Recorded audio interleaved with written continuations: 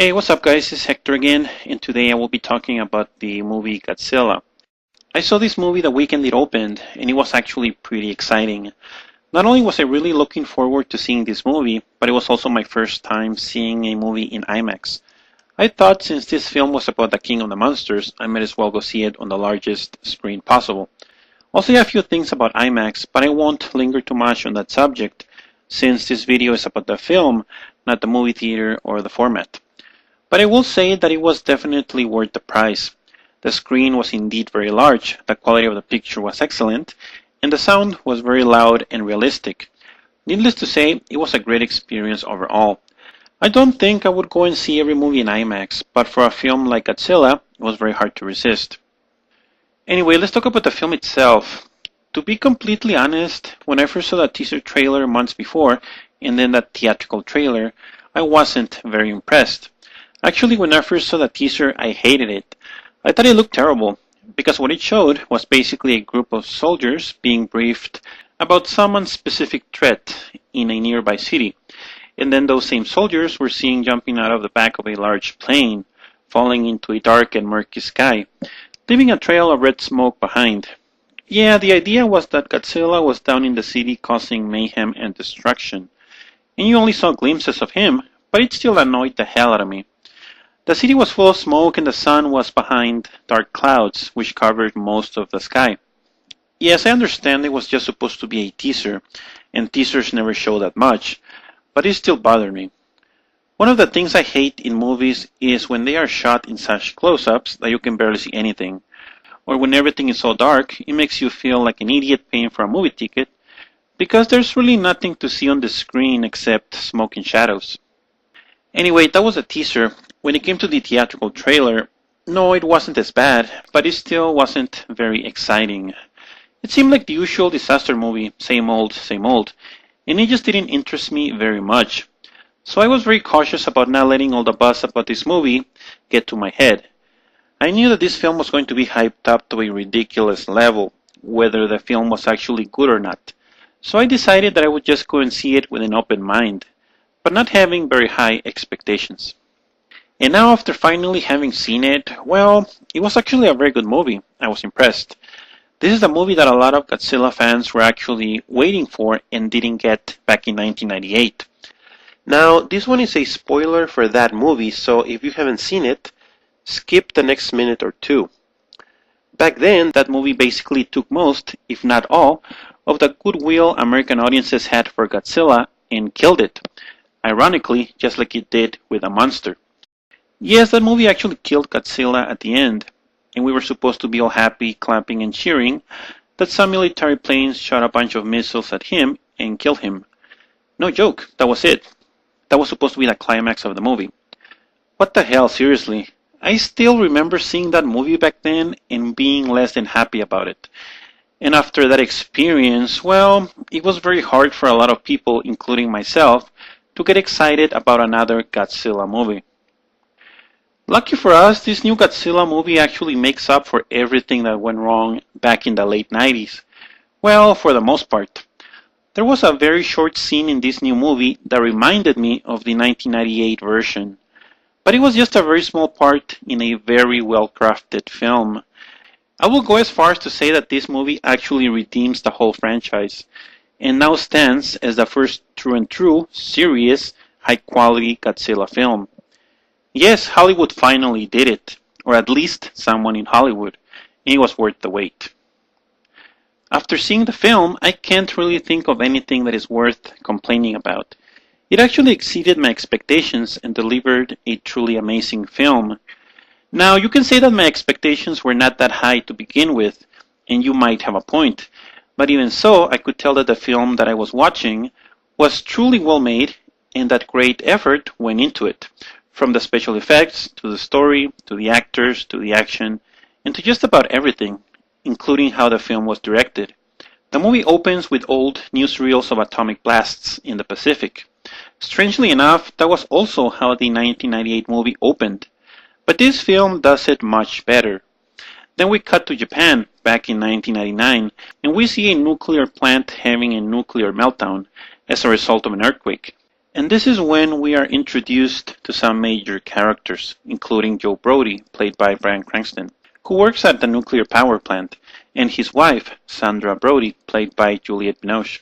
We also see early on that they have a kid who will eventually grow up to join the military and play a very important role later in the movie. Now, on a brief side note here, let me say that, well, the subject matter of this film is a little questionable when it comes to what actually happens at the beginning of the movie. No, this is not a complaint. I'm not putting the movie down or criticizing it in a negative way. But I can't help but feel that it might be too real for some people. The movie did a great job at showing a nuclear meltdown in a nuclear power plant, and also earthquakes and tsunamis. Yes, tsunamis. You probably know where I'm going with this. Back in 2011, only 3 years ago, Japan had that horrible tsunami nuclear disaster that to this day it's still trying to recover from. And this film pretty much shows the exact same thing happening again, or at the very least, something very similar. Like I said before, nothing against the movie, but I'm not sure why that specific type of disaster was shown so realistically in the film, when it's so close to the 2011 tragedy. Needless to say, if they show the film in Japan, I wouldn't be surprised if they cut most of those scenes out. Yeah, I know that nuclear power is related to Godzilla, and they practically go hand in hand. But one thing is nuclear power, and another thing is basically showing a recreation of the 2011 real-life nuclear disaster in Japan. Needless to say, I don't think that would be a lot of fun to watch for a Japanese audience. Anyway, the film goes on to introduce two monsters that eventually go on to terrorize large cities and create chaos. Soon after, the military also detects the approach of another monster, Godzilla, and they are actually able to track his movement on the ocean surface. His fin, or spikes, are even visible as he makes his journey. I say journey because it is discovered that he is going exactly where the other two monsters happen to be. There's panic at first, when it seems like all three monsters will just unite to cause even more mayhem. But a Japanese scientist or doctor, played by Ken Watanabe, actually shares a theory with the military, which says that Godzilla will actually fight and stop the other monsters, not join them. At first there's doubt, and it takes a lot of convincing to stop the military from just nuking part of the west coast, where all the monsters are projected to meet. But reason seems to prevail, and we have the now famous quote, "Let them fight," spoken by Ken Watanabe, that we saw in the trailer. When Godzilla finally reaches the west coast, it's truly a sight to behold. He surfaces right next to what appears to be the Golden Gate Bridge, and a section of the military fires upon him, probably out of panic. But he escapes unscathed and walks away to confront the other two monsters. Well, that's pretty much it. That's as far as I can go in a spoiler-free review. There's so much I could tell about the story. Yes, it actually does have a good story. It's not just about monsters hitting each other and buildings getting destroyed, but it might ruin the film if I reveal too much.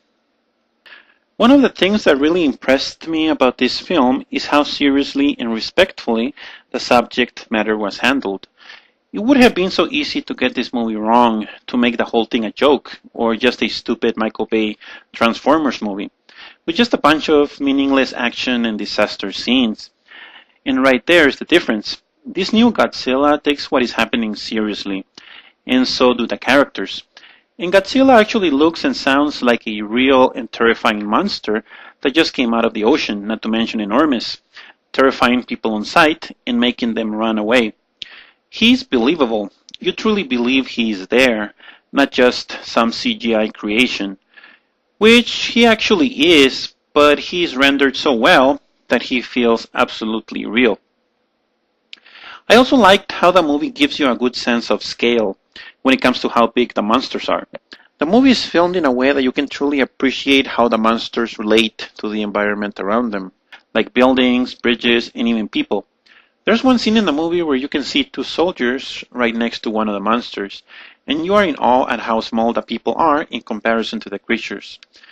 When it comes to how the movie was directed, there's no shaky cam, extreme close-ups, or extremely fast editing or cutting away, which when combined just make a movie unwatchable.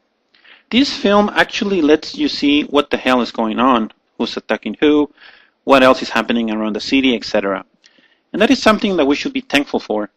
In the wrong hands, this movie would have been terrible. Thank God that was not the case. Well, that's it for this review. There has been some negative criticism aimed at this movie. Some people said it was too slow, others that our characters were not that interesting, or at least most of them. I never heard anything bad about Bryan Cranston. He was great. Or that we don't see enough of Godzilla, etc. For that last complaint, it's not really true. We do see a lot of Godzilla, but he's not on screen every 5 minutes, if that's what those critics were trying to say. And as far as everything else, well, it doesn't really matter. What matters in this movie are the monsters, especially Godzilla. That's all we really want to see, right? And he didn't disappoint. His look is somewhat updated to make him look a bit scarier. But he pretty much looks like the Godzilla we have all seen in all those old Japanese movies. Only better. Yes, way better.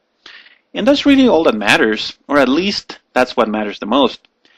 If the monster is done right, that alone is a very good start.